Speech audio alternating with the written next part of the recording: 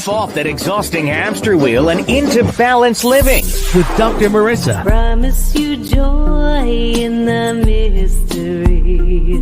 Dr. Marissa, also known as the Asian Oprah. Her mission, to be a beneficial presence on the planet. Her purpose, to be your personal advocate to live, laugh, love, learn. Her life motto, don't die wondering. Take back your life with Dr. Marissa Pay. And welcome. You are tuned into Take My Advice. I'm Not Using It, Get Balance with Dr. Marissa, the morning show here on CNBC News, and NBC Sports radio station, KCAA, AM 1050, FM 102.3, FM 106.5, and streaming everywhere. iHeartRadio, Spotify, Stitcher, Spreaker, Amazon Music, Audible, iTunes, and more. I am Dr. Marissa. Welcome to the show. This is a balance out of all the bad news out there with some good news, because I don't want you to listen to something and say, what is wrong with people? Instead, I want you to listen and say, wow, I didn't know that, or that is so cool, or that makes me feel good. And that's my mission. I'm on a happy 88 mission, 88 million more happy people in the next 8 years. And so my Asian Oprah giveaway, for those of you who are here for the first time, my honorable moniker is Asian Oprah. I was actually introduced to Oprah as the Asian Oprah by Michael Bernard Beckwith. And she was so kind. She looked at me, looked down, looked back at me, smiled, and said, nice pants. And it took everything for me not to say, do you want them? So that's why I'm called the Asian Oprah. So I get to give things away. Haven't made it to cars yet, but I do give books away and tickets away. And today is no exception. I have another pair of tickets. It's a month away, so you can safely plan to go February 25th to the Cerritos Performing Arts Center. Beautiful venue. Keiko Matsui, #1 Billboard charts, jazz artist, keyboardist, and more. And if you missed her 4th visit to my studio, that was just last week, you can get that on YouTube. But if you'd like a free pair of those tickets, go to my website, drmarissa.life, and put down Keiko Twin in the subject line. And we already have a plethora of winners. I didn't write it down, but Susan and Doug and Michelle, and there's more. So I do have another pair of tickets to give away. So that's the Asian Oprah giveaway of the day. And since it's Friday, I'll give you an extra one. And that is an audiobook copy of my #1 best-selling book, 8 Ways to Happiness from Wherever You Are. So if you're not feeling as happy as you want to be, then drmarissa.life and put in 8 ways, and I'll get a link to the audiobook download for you. And I actually narrate that. So, all right, enough giving away. Back to the show. And I am delighted to bring you a spotlight interview that is sure to make you giggle and laugh and say, wow, I didn't know that. Her name is beloved Dawn Wells. You'll remember her as MaryAnn from Gilligan's Island. She was not only an incredible actress, incredible human being, but she was an incredible friend. I got to go for Thanksgiving at her house and go to the races and all kinds of fun things. And I miss her. And what was really weird is I was thinking about which sexual healing show to do, because Fridays I get a little more risque. And those of you who've been with me for almost 9 years on the air know that I used to do a series called Sexual Healing with Dr. Marissa every last week of the month. Well, now that I am promoted to this wonderful morning slot every weekday morning by my fabulous boss, Fred Lundgren in Texas, I thought Fridays might be the new 4th week. So on Fridays, I revisit a topic called pleasure. I am determined to make pleasure a G-rated topic. So I knew I was going to do one of those shows, and I had one of those WATCOT moments this morning. What are the chances of that? I was in meditation, had the thought, to spotlight that really funny show when Dawn came back and we did a show about sex and pleasure, one night stands, Tinder, and all kinds of interesting topics. And at the very moment I had that thought, I got a message from her old assistant, Amy. And I thought, wow, what are the chances that Amy and I don't talk that often, but she just happened to message me and I was having the same thought. So that was my confirmation. When we come back, one of my favorite human beings on the planet and now off the planet, as she's in heaven with my dad. But I'm so grateful for my spotlight interviews because I can bring her back and share her with you again. That's when we come back here on Take My Advice, I'm Not Using It, Get Balanced with Dr. Marissa, the morning show here on KCAA, the station that leaves no listener behind.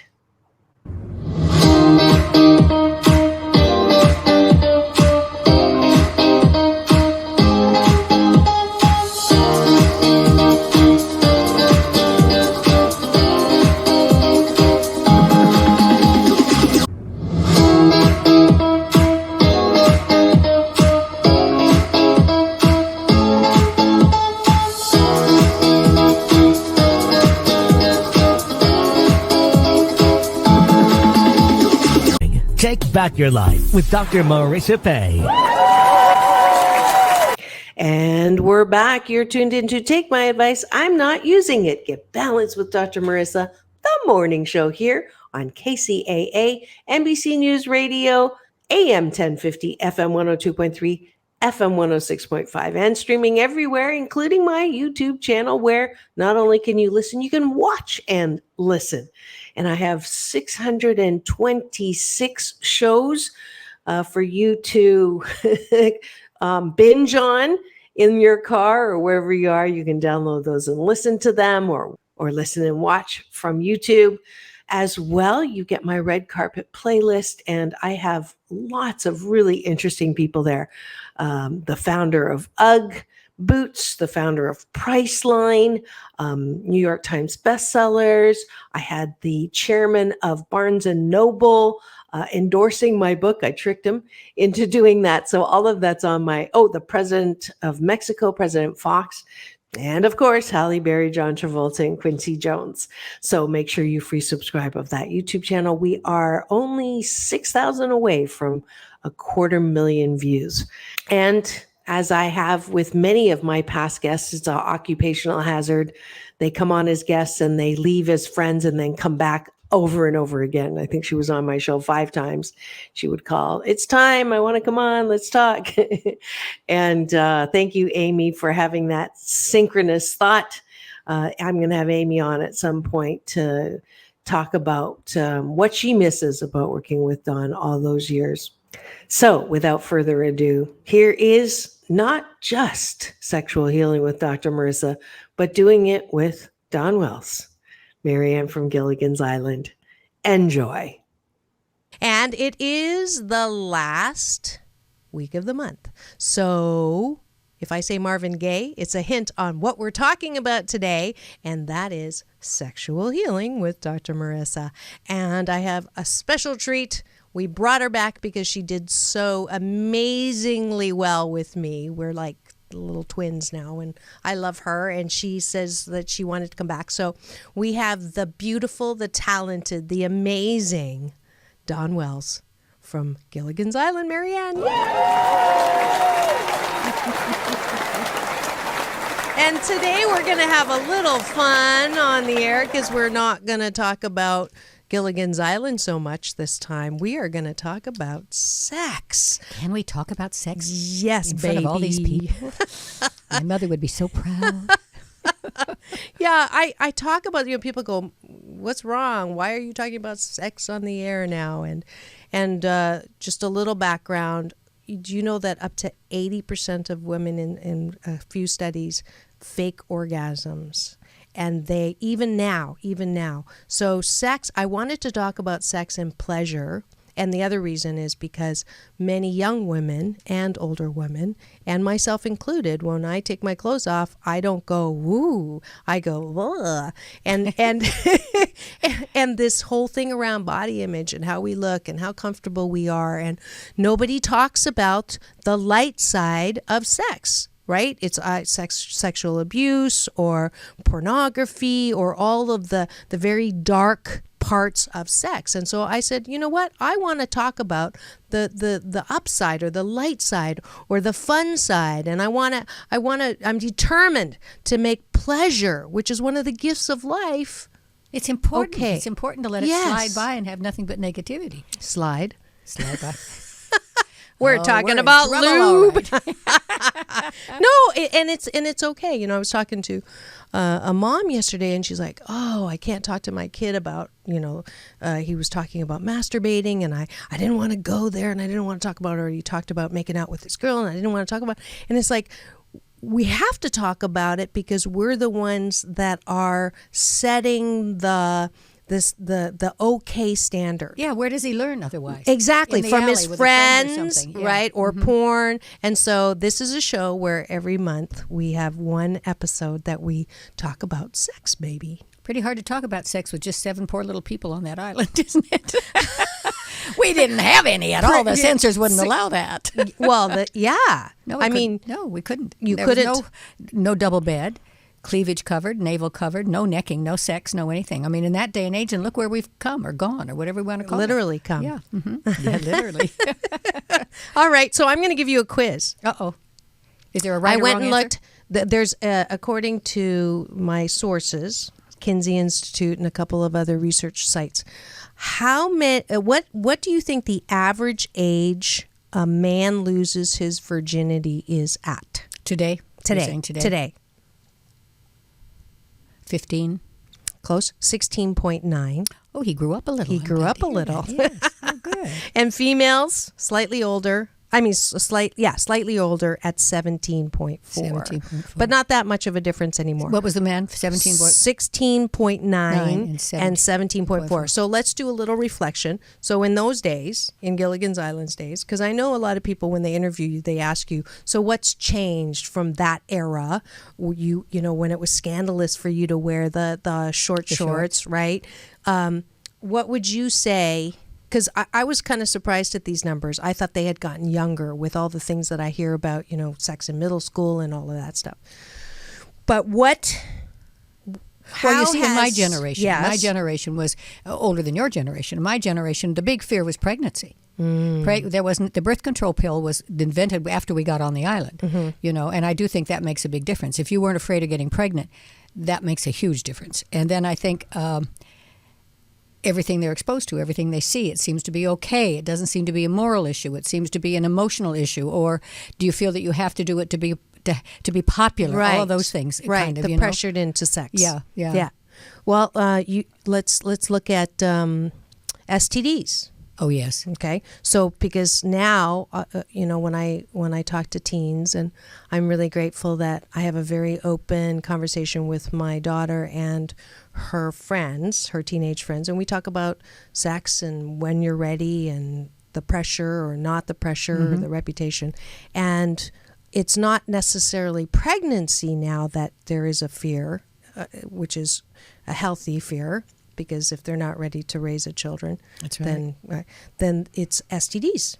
So what do you think the percent of sexually active men and women will have genital HPV infection at some point in their lives? How many sexually active men and women do you think are going to have and does that genital HPV now? No. Okay.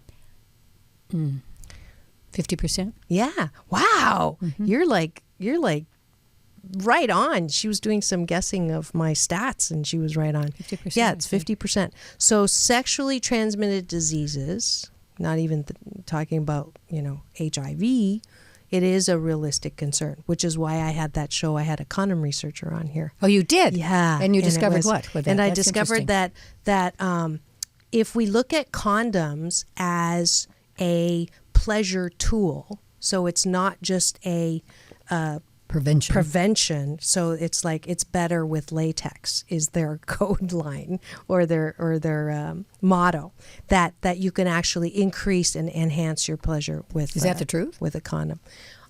We're two women here. Do we know that for sure? I don't. Well, if I asked 10 men, and I've asked 10 men, right?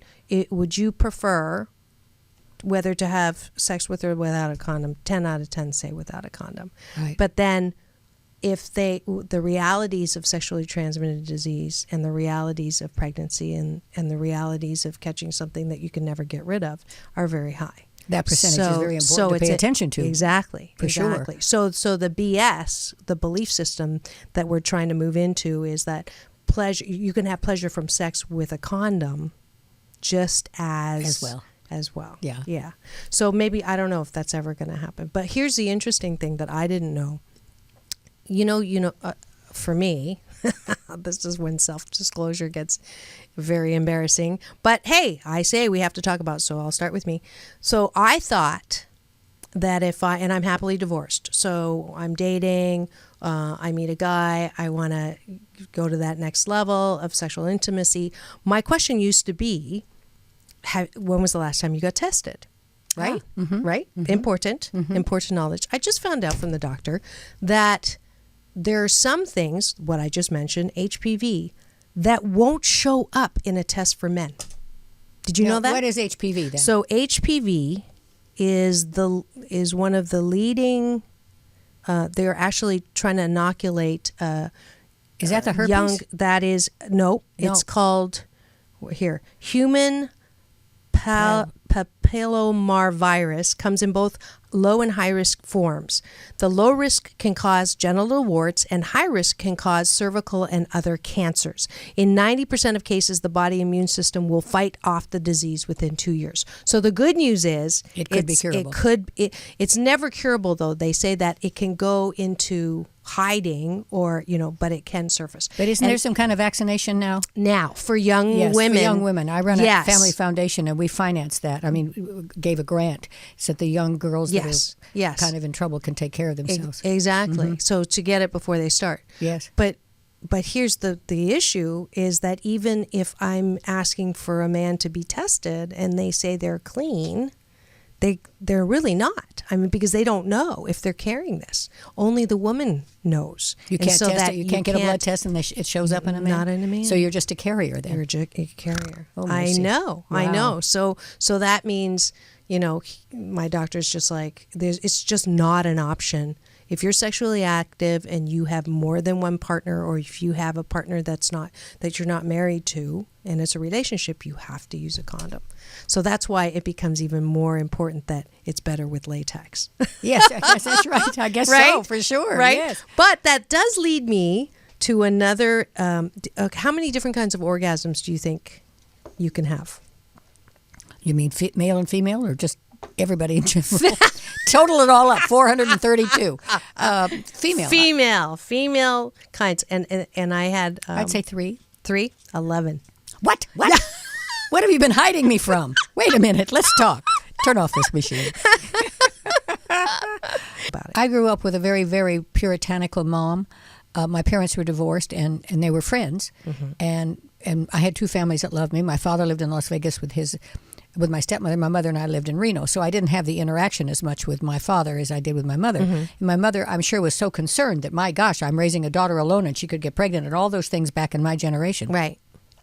My stepmother was much more open. And I keep thinking I probably would have been frigid or resisted had I not seen my stepmother, I don't want to say seducing, but romantically flirting with my father. I saw a real sexual attraction between the two of them. I don't mean anything in front of me, right. But I saw that where my mother closed off because she didn't want to have an example from me. And I thought I really had the best of both worlds, being right. able to understand it now. And I think if you have a sister, you and your sister talk about it and go talk to your mother. It's easier than you doing it alone. Yeah. If it's a brother. Yeah. I mean, I have a godson that is having an intimate relationship with his girlfriend, and his grandmother and I are very good friends, and she was talking about birth control, and then she called up the daughter just called up the mother and said, I think Matthew and I are going to do this. What do I do? And I went, wow, isn't that a wonderful thing that the daughter would then talk to the mother before she ever did anything because she was interested in protecting herself? Yeah. That's very rare. I don't have Yes. children, see, so I don't really know when that happens. Yeah, it's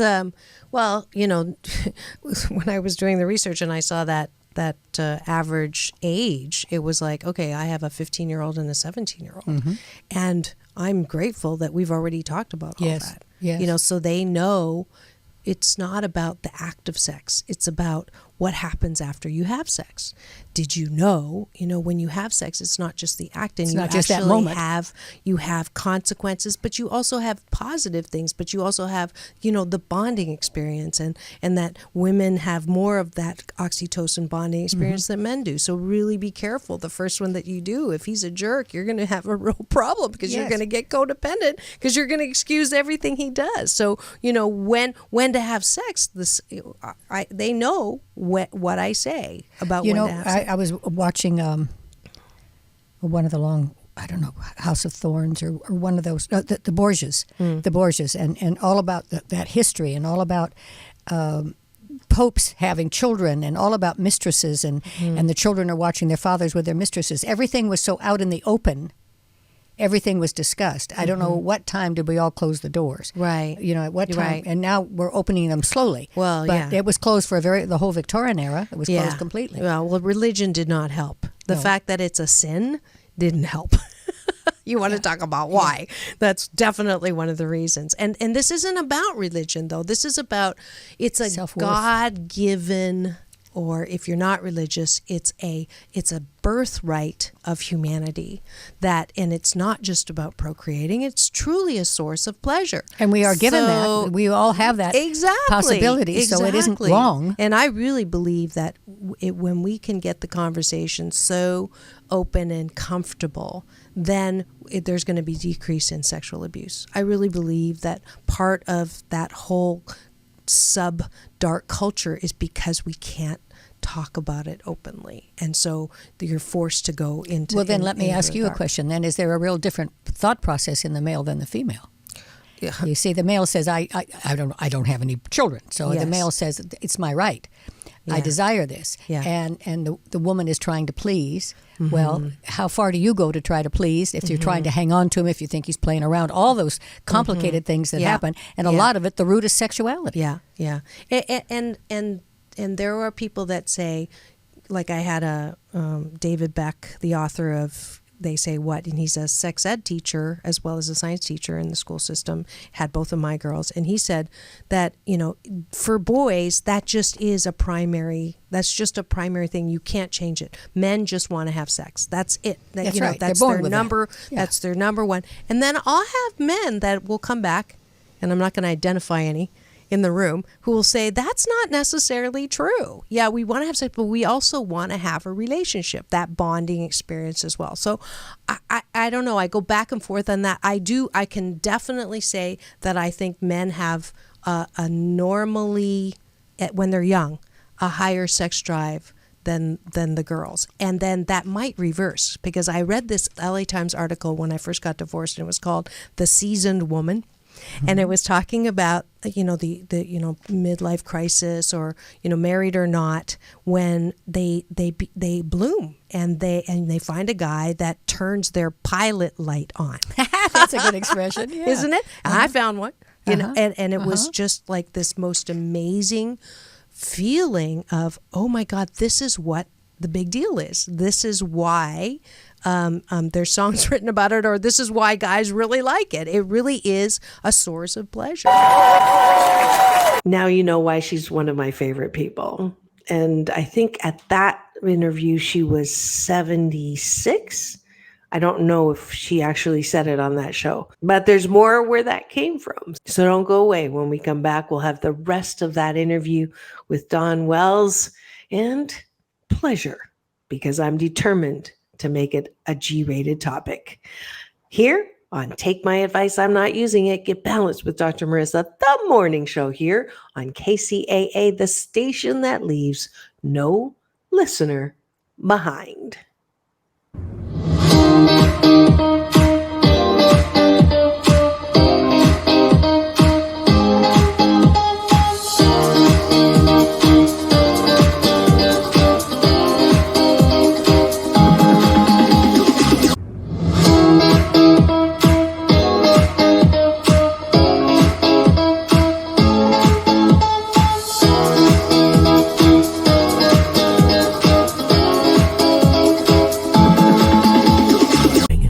Back Your Life with Dr. Marissa Pay. And we're back. You're tuned into Take My Advice. I'm Not Using It. Get Balanced with Dr. Marissa, the morning show here on NBC News, CNBC News, and NBC Sports radio station KCAA, AM 1050, FM 102.3, FM 106.5, and streaming everywhere. And yes, this is a show about hope and happiness. And thanks to you, this is the #1 talk news station in the IE, KCAA, as well as the #1 8 a.m. show. Thank you so much. And I love hearing from you. I get such wonderful messages. My social media, Doc Balance on Instagram, then Twitter, Facebook, LinkedIn, it's Dr. Marissa. So please join me there. I post every day. So reach out. Oh, and TikTok, but don't tell my daughters. I think I'm Dr. Marissa Happy 88 there. All right. And continuing on with one of my favorite people, Dawn Wells, MaryAnn from Gilligan's Island, talking about sex, talking about how it's changed. And she's passing my sex quiz with flying colors. Enjoy. What percent of men always reach orgasm during sex? And what percent of women do the same? And this is according to National Health and Social Life Survey. What percentage of men reach orgasm during sex? I'd say 95%. 75. I was surprised. What happened? It's kind of low. Yeah, Okay, kind of lower. 75%. My What age group are we talking Jarvis about? is like shaking his head. No way. 19 to 25. And then percent women. 50. 29%, which is why I'm doing That's why this you're talking show. about this, yes. It's not right. It's not right. And why do we feel that way? Do we feel that we have to do that to please him? Again, there's many reasons, but that is for me. I think that's one of them. We're conditioned. Make sure you come first. Please be my and guest. if he can't satisfy you, how awful he's going to feel, well, kind of thing. And this is where, again, we can do something about it. So listeners, if you're not feeling sexy about yourself, do something about it. You know what's a good thing? What? Read a book before he gets home. Read 2 or 3 chapters of Shades of Grey. Read something, the romantic novels that I grew up with, something like that. But do something to get your mind in another place, perhaps. Yeah. It's like music and a glass of wine, or looking in each other's eyes, or something other than slam bam, thank you, ma'am, kind of thing. Yeah. I told 2 clients this week their homework was to get new lingerie and meet them at the door. No talking, no venting, no nothing. Just that's what's going to make the relationship better. Not talking. And what are they doing for us is the next question.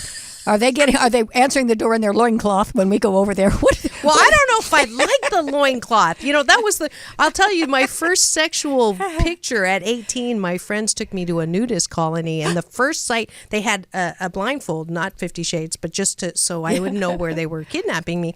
And I took the blindfold, and it was a trampoline, and all these naked men were jumping up and down, and it was not attractive at all. It was not attractive. I think the female body is much better looking naked than the average male. Oh, I think an average male body is beautiful. You think so? Yeah, I do. Even, well, we're talking with about or 2 perfect without bodies. loins. Two perfect bodies. Yeah. I think the male body is beautiful as well. Okay, so how do we love imperfect bodies? How do we... We love ourselves first, because we are in an imperfect body. Yeah. Nobody's perfect. Yeah. All this pumping up and blowing out and stretching and all of that. What's the real you anyway? Well, it's a balance. I mean, you don't want to be letting it all go, like I mentioned, but then we also have to be kinder about looking and going, hey, that looks pretty good. Well, if you're with somebody that you care about, and not a one-night stand, and somebody that cares about you, that's natural. There's a sensuality anyway. There's a sensuality in your voice when you're having a cup of coffee over a counter somewhere. There's all of that. It isn't like you're on display and he's on display. But that takes time to get that communication. That first time go around is a tough one. Yeah. If you're a teenager just doing it with everybody, where is there any intimacy or really respect or really loving and caring for you?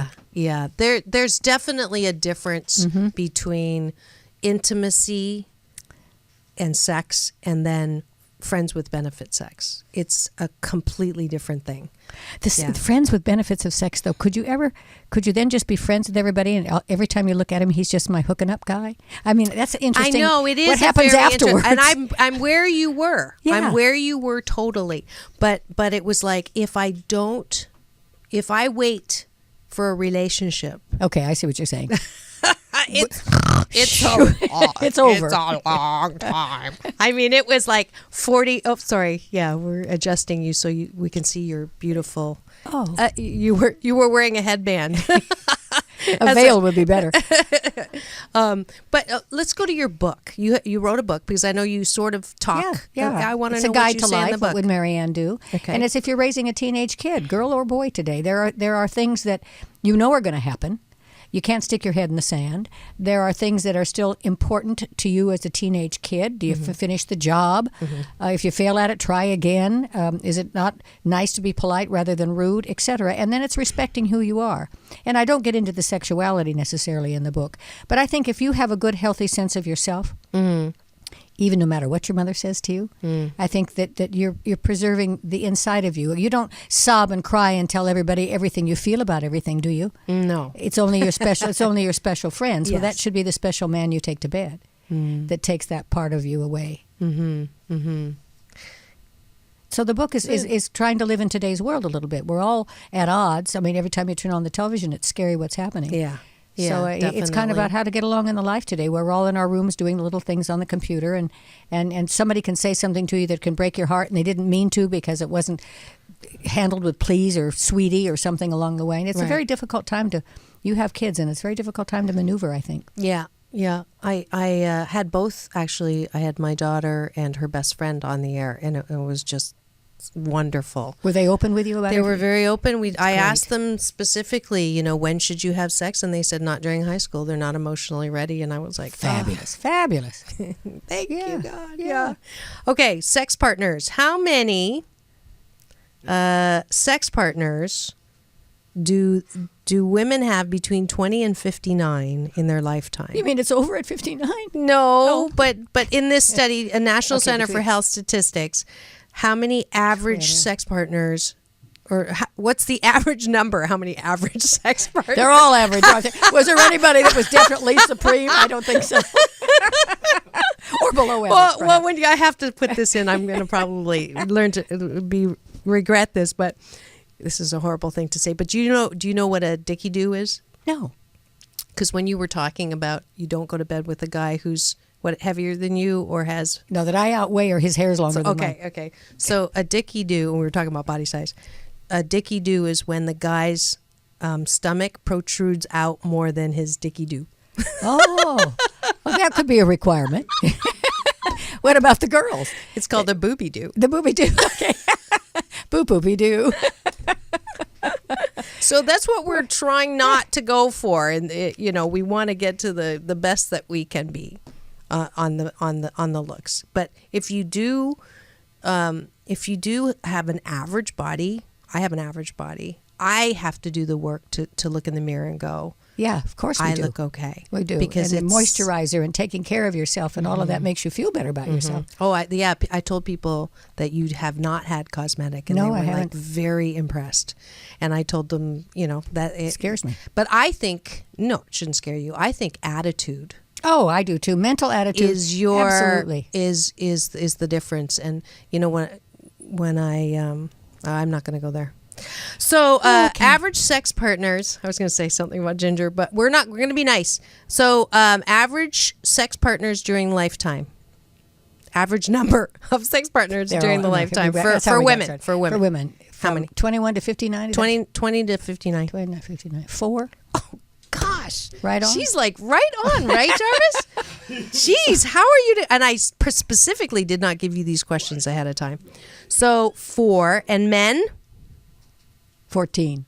7. No, is that all? Yeah, that's all. They all lie, don't they? See, 4 I thought was low. 7 I thought was low. Between 20 and 59. So that means that, and the reason why this is important too is the role that media, because I think I'm surprised because of the perception, Yes. right? Yes. And what our movies are about and what our shows are about and what the reality shows are about. We think it's a lot more. Yes, we do. But the reality, it's not, and yay.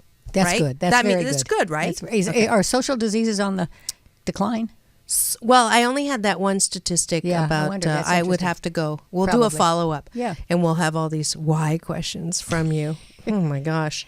Let's see. I think I've given you all of them. Oh. Online dating. What do you think about online dating? I got in so much trouble from one of my sexual healing guests because I told her I was on Tinder. Woof. You remember that? What is Tinder? Man. What is Tinder? I'm going to put you on Tinder. What is Tinder is this, it's dating for very busy women and men. I've never done anything online. I want to look you in the eye. I want you to talk to me. I don't want you to... Well, you do that too. It's not, it starts, online is just a method of increasing your dating pool over and above who you would meet at normal functions. That to me is the definition of online dating. Well, my feeling is that poor guy that's trying to get dated must be really in trouble, that he's trying to search the right, web to find someone. but I think that's BS. I think that's an old belief system. I think that in Now the it's old in, days, it's not that it's in. The reality is that we don't have a lot of exposure to different people. And who's to say that it isn't a good thing to find someone who matches you across the country? I just did a Steve Harvey a couple of days ago, and they fixed me up, just for fun. They had two guys. They did? Yeah, well, he had two guys, and it was a 30-second thing, and I picked one, but I said, he has a sense of humor, and he said, let's go for coffee. So let's all three go for coffee. Let's sit down. I mean, it was just a 30-second thing. But one of the three, guys... who? With Steve? No, with the two guys and me. Oh. I took both guys to coffee. So, yes, one on each arm. But I did, one of the guys said, this dating online. I said, what is it like? He said, the picture's never what you think. Right. They're never what it is. It's more disappointing than it is helpful. And I've never done any of that. So anybody can write a bio that makes them seem wonderful or take that picture that somebody filtered or whatever it is. So how do you know? I guess if once you start to talk on the phone and once you start to text or whatever, doing that then makes a difference that you're communicating. But anybody can write a love letter. Right. But if you are a recovering workaholic and all the time you spend is, at work and you have very little time to go to, and you don't like bars, okay, and you do want a relationship, then online dating is a place where you can sort of pre-screen. So to me, it's like a bar online. So, but you get a lot more information in a very short time. Now, Tinder has a bad reputation because it started as a hookup site, but now most of the men that I see their profiles say they are not interested in hookup. And then you can put anything you want on your thing and say it's not a hookup. And I've met some really nice people.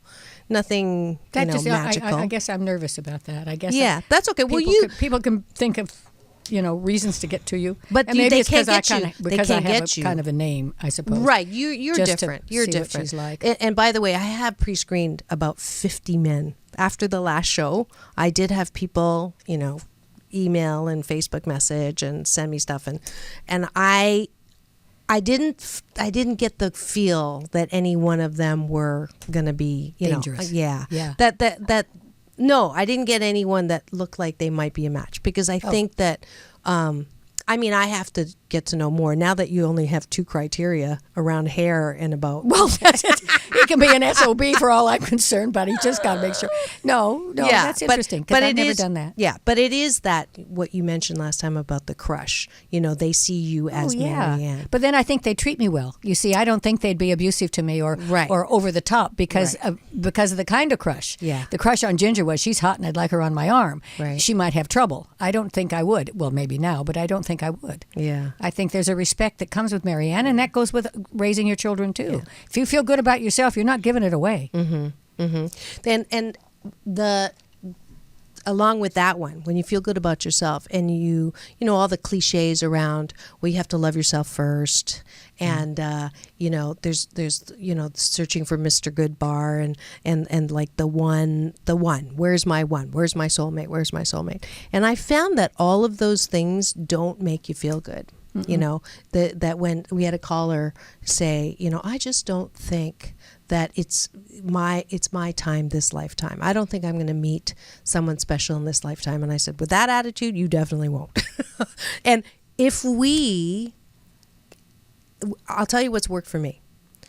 If I see every relationship as short as one date, as long as 5 months, as long as 2 years, as a chapter in my book of romance that has, beautiful paragraphs of things that we've done and places that we've gone and conversations we've had, that it doesn't matter how long that chapter is. If I have had joy in that relationship, and when the joy is outweighed by unjoy, then it's time for the chapter be over.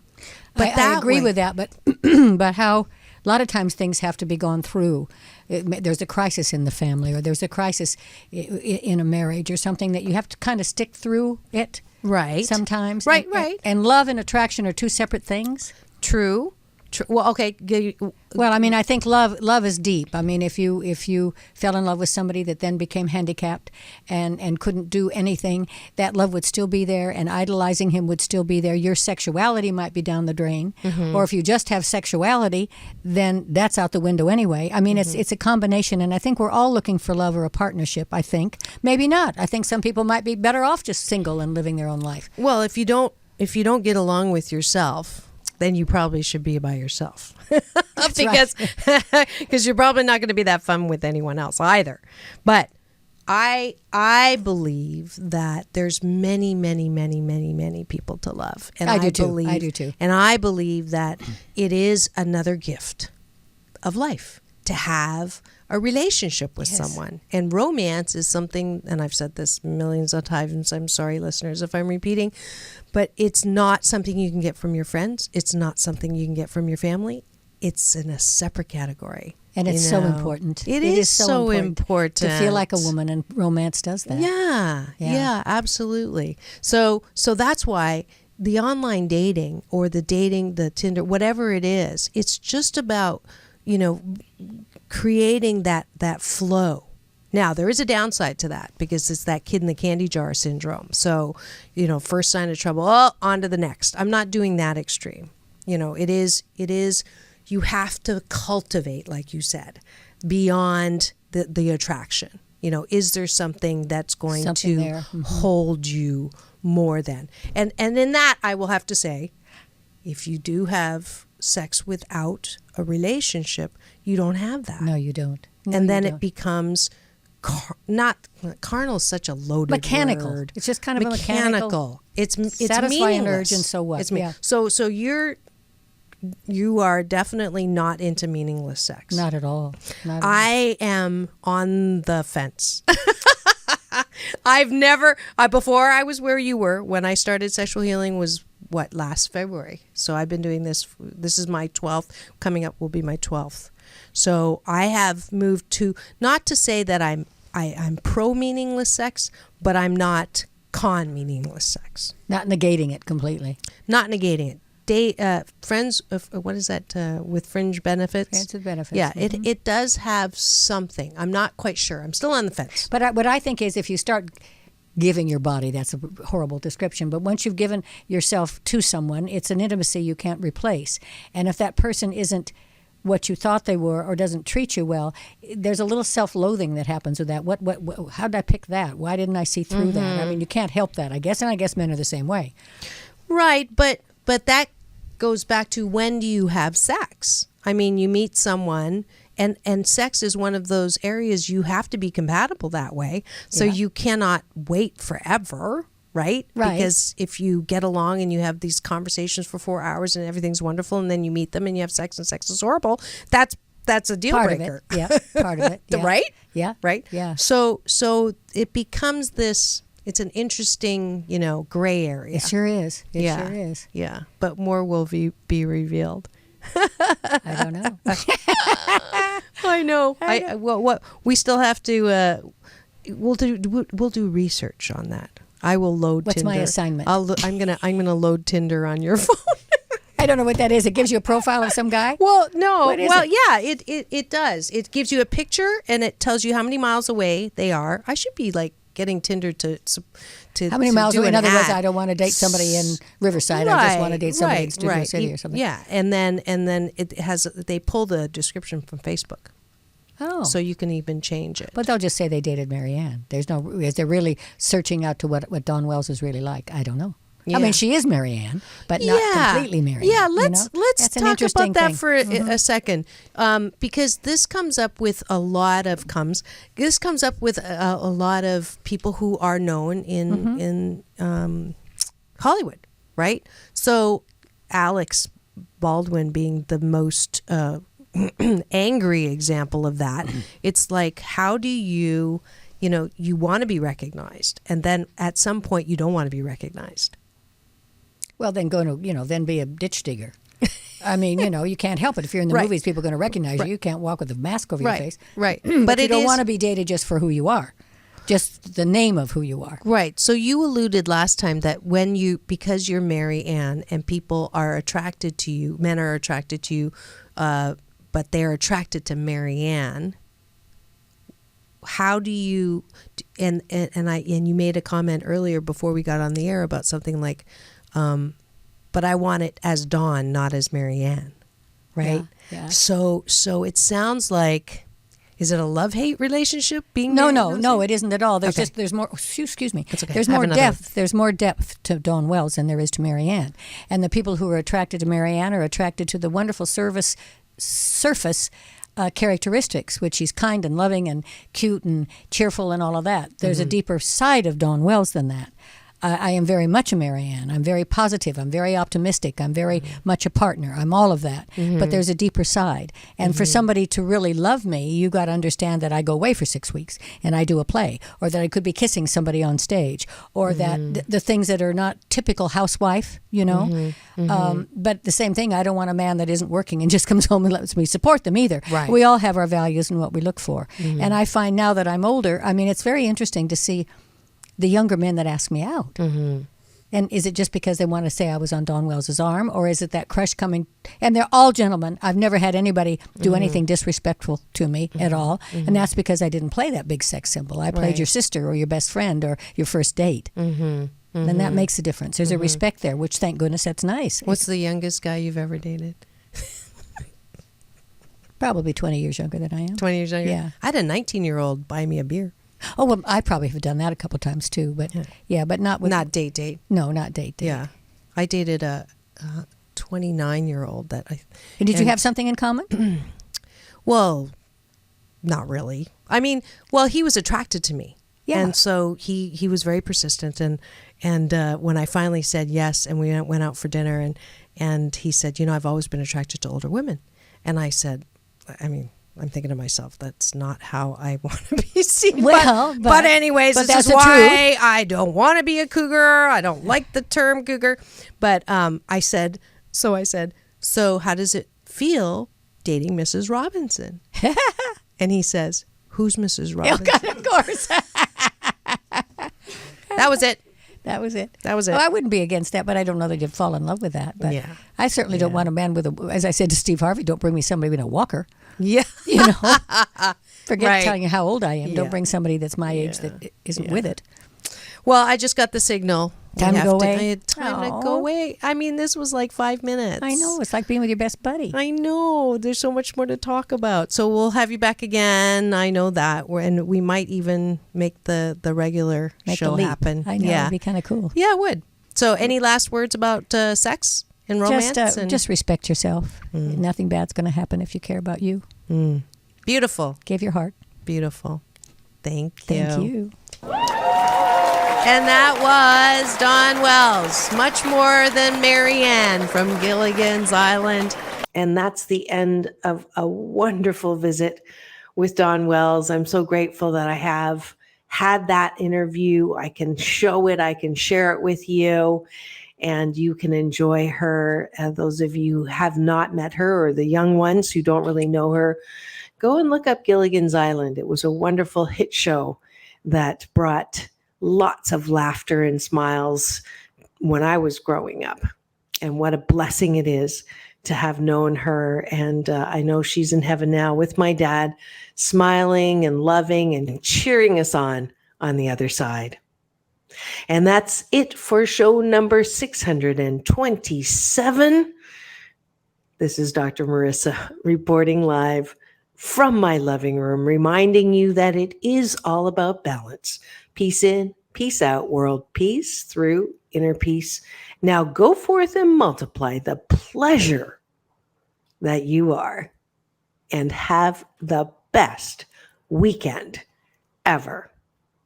See you on Monday.